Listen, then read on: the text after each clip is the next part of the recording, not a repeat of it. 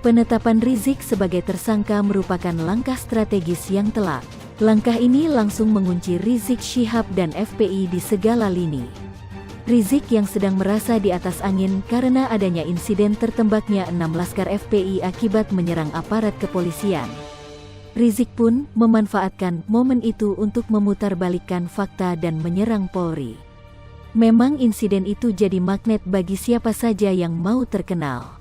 Jadi ajang pansos buat para politisi dan segala pihak yang biasanya tidak kedengaran suaranya, mendadak ikutan sibuk mengurusi tewasnya 6 laskar FPI itu. Partai politik, politisi, Komnas HAM, dan banyak lagi. Padahal ketika ada aksi teroris di Sigi mereka tidak kedengaran suaranya.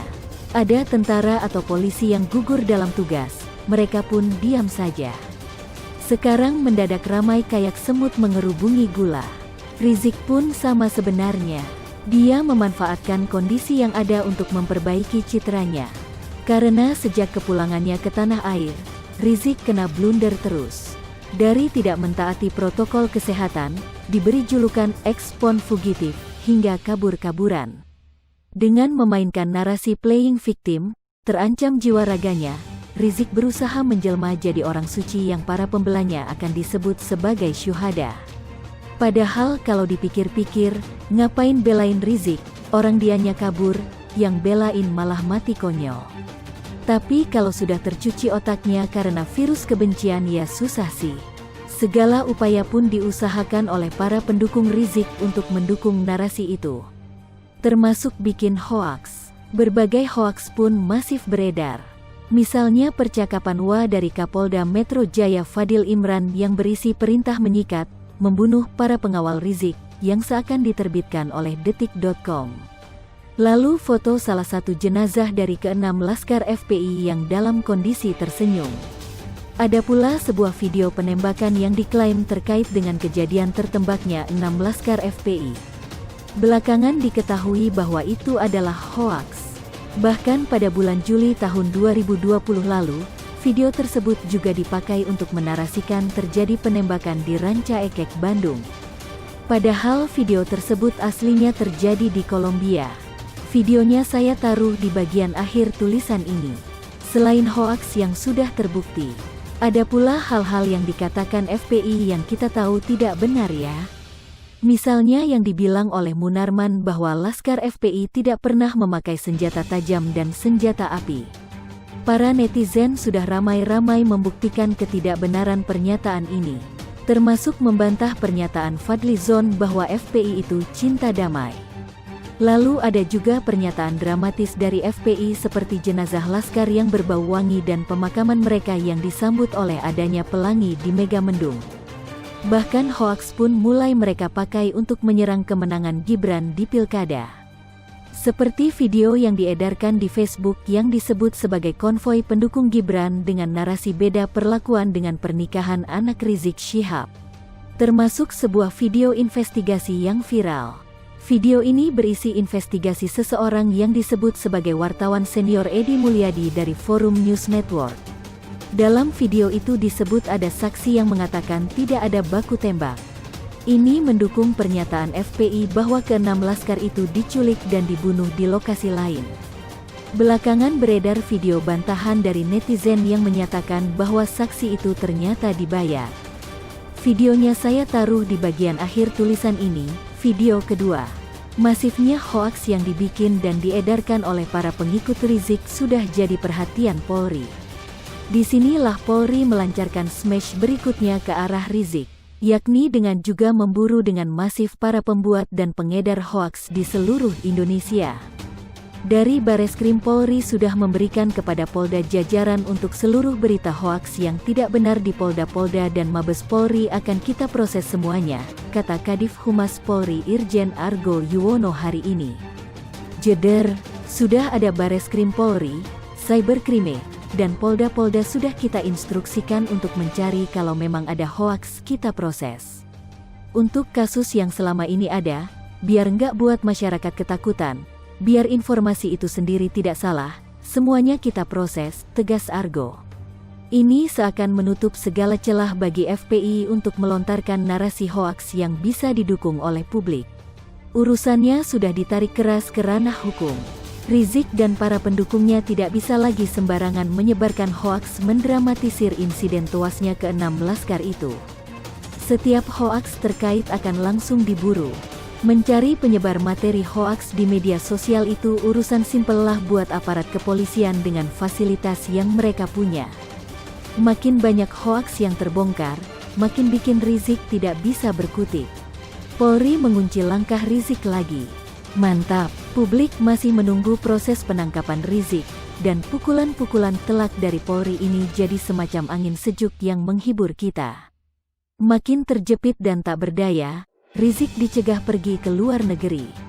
Penyidik Polda Metro Jaya menetapkan Rizik sebagai tersangka kasus kerumunan di Petamburan bersama dengan 5 orang lainnya setelah penyidik Polda Metro Jaya melakukan gelar perkara. Menyusul penetapan tersangka itu, polisi juga mencegah Habib Rizik ke luar negeri. Rizik tak berdaya lagi, hanya bisa lari dan sembunyi di sekitaran Indonesia atau malah Pulau Jawa saja. Mereka teriak kriminalisasi tapi tak sadar bikin ulah dan kerumunan atas kemauan dan arogansi sendiri. Hanya ada 2 opai bagi Rizik. Pertama, dengan genleman dan ksatria penuhi panggilan polisi. Atau kedua, bermain petak umpet, lari, sembunyi dan menghitung hari demi hari berdoa semoga tempat persembunyiannya tidak ketahuan oleh publik atau polisi. Kabarnya dia akan hadir, tapi sungguh sulit dipercaya perkataan mereka. Bisa-bisa nanti akan ada drama baru yang dijadikan alasan untuk mangkit lagi. Mereka paling pintar mempelintir fakta, membuat narasi dan opini aneh serta tidak malu membuat drama untuk menyelamatkan Rizik. Sebenarnya saya berharap Rizik bisa kabur ke luar negeri, sehingga negara ini menjadi lebih aman dan adem seperti selama 3,5 tahun dia di Arab Saudi. Tapi kalau dipikir-pikir, tak ada gunanya juga. Dia masih bisa koar-koar dan provokasi lewat video. Jadi ada benarnya, dia dicekal ke luar negeri. Sehingga gerak-geriknya terbatas dan pantauan polisi lebih sempit sehingga lebih mudah menindak orang seperti Rizik. Sudah saatnya Rizik harus menerima balasan hukum yang setimpal. Sudah terlalu lama orang ini dibiarkan bebas dan ditolerir. Beberapa kali dilaporkan atas beberapa kasus hukum pun tidak membuat orang ini kapok. Malah makin lama makin melewati batas. Mentang-mentang punya banyak massa, didukung beberapa pihak, lantas arogan dan merasa kayak raja yang tidak bisa disentuh oleh siapapun. Ini tidak bisa dibiarkan. Rizik harus diperingatkan bahwa dia bukan siapa-siapa dan tidak kebal hukum. Arogansi dia harus dijatuhkan sekeras mungkin biar sadar, meski rasanya sulit. Mengingat dirinya suka kabur, akan jauh lebih baik kalau dia dicekal juga untuk keluar Pulau Jawa, bila perlu cekal keluar provinsi. Orang ini suka teriak-teriak di depan pendukungnya seolah paling berani, padahal paling penakut. Nyali setipis kertas. Lagaknya sebesar raksasa. Dia pernah mengatakan saat Ahok terkena kasus, meminta hakim menahan Ahok karena berpotensi melarikan diri. Geli dengernya. Sekarang terbukti siapa pengecut dan penakut sejati. Ternyata saat itu Rizik menghina dirinya sendiri sampai pada titik terendah. Ternyata dialah yang seharusnya ditahan sedari dulu saat dilaporkan karena kabur sejauh mungkin selama 3,5 tahun. Bukan Ahok yang dia maksud, tapi dirinya sendiri, hehehe. Pengecut, meskipun ditutupi dengan suara yang terdengar garang dan lantang, tetap saja cepat atau lambat akan ketahuan. Jika memang Rizik merasa tidak bersalah dan warga yang baik, seharusnya menyerahkan diri ke polisi. Ini malah lucu, begitu dinyatakan sebagai tersangka. Pengikutnya tak terima dan protes. Disuruh datang untuk klarifikasi malah tak mau. Ibarat maju tak mau, mundur pun tak mau. Entah apa maunya, mungkin maunya dibebaskan dan dianggap selesai.